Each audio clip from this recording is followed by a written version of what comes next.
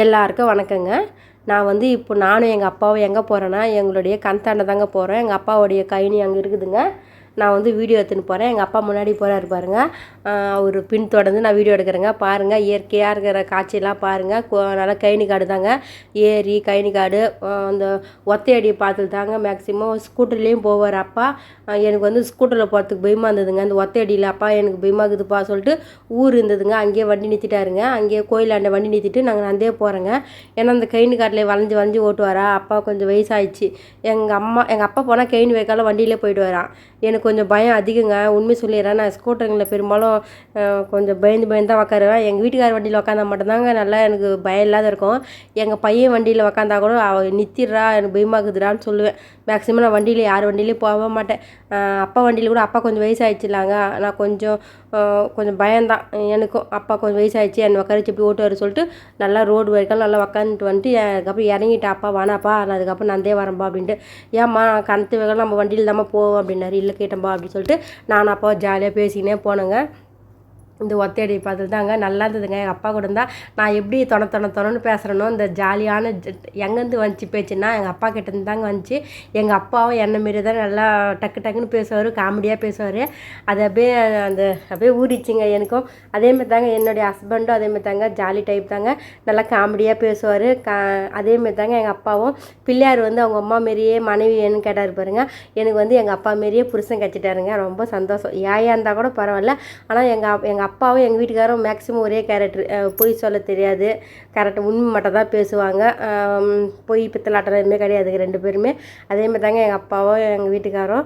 இப்போ வாங்க எங்களோட கந்தாண்ட போகலாங்க. எங்கள் அப்பா அதை காமிக்கிறாரு பாருங்க. அதோ இருக்குது கழனி காடு, பயிர் வச்சுருக்கேன் அப்படிலாம் காமிக்கிறாரு. எல்லாம் தென்னை மரம்லாம் எங்களுது தாங்க பாருங்கள்.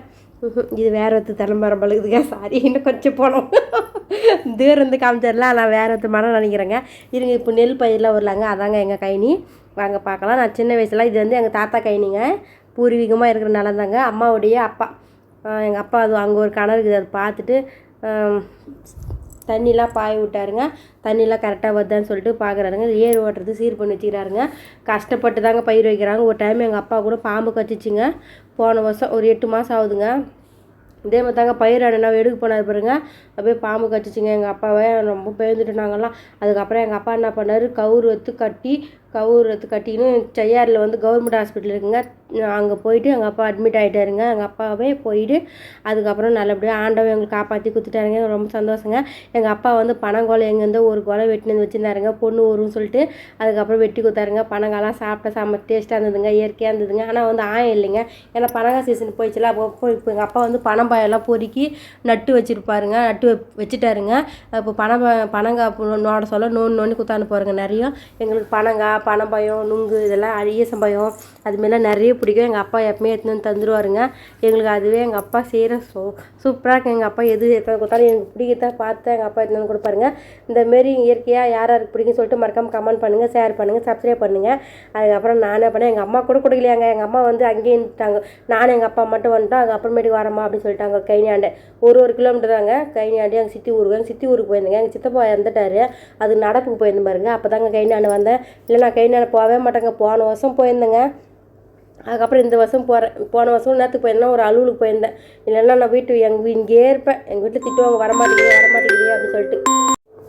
நம்ம அம்மா அப்பா தாங்க நம்மளுக்கு எப்போவுமே பாசமாக இருப்பாங்க. 1000 உறவுகள் இருந்தாலும் அம்மா அப்பாவுக்கு ஈடு இணை ஆகாதுங்க. பாருங்கள், பச்சை பசங்க இது பாருங்க. இதாங்க எங்கள் அப்பா எங்கள் அம்மாவுடைய வீடுங்க. சின்ன வீடு, குட்டியோண்டாக இருக்கவங்க. நல்லா இயற்கையாக இருக்கும், அழகாக இருக்குங்க. நான் வந்து இதான் 2 வாட்டி தாங்க வந்திருக்கேன். ஆமாங்க, பார்க்காதே அந்த வீடு கட்டி பார்க்காதே திட்டினே இருப்பாங்க. ஒரு வீடு கட்டிக்கிறேன் வந்தியாம்மான்னு சொல்லிட்டு. அதான் கந்தாண்டை. நான் மேக்ஸிமம் எனக்கு அவ்வளோ ஒண்டியாக வழி தெரியாது. எங்கள் வீட்டுக்கார் வந்து விட்டு போனால் தான் அவருக்கு வேலை வைக்கக்கூடாதுன்னு தான் ரொம்ப கஷ்டப்படுவேன். அதுக்கப்புறம் எங்கள் அப்பா வந்து ரெடி ஆகுறாருங்க. அங்கே எங்கள் சித்தப்பாவுடைய இதுன்னு சொன்னாங்க, அங்கே போகிறதுக்குங்க. அதுக்கப்புறம் எங்கள் அப்பா விறுவிறுன்னு நல்லா செட்டுலாம் அங்கே மோட்ரு போச்சுங்க. தண்ணி விட்டு கடகன்னு குளிச்சுட்டு வந்துட்டாருங்க.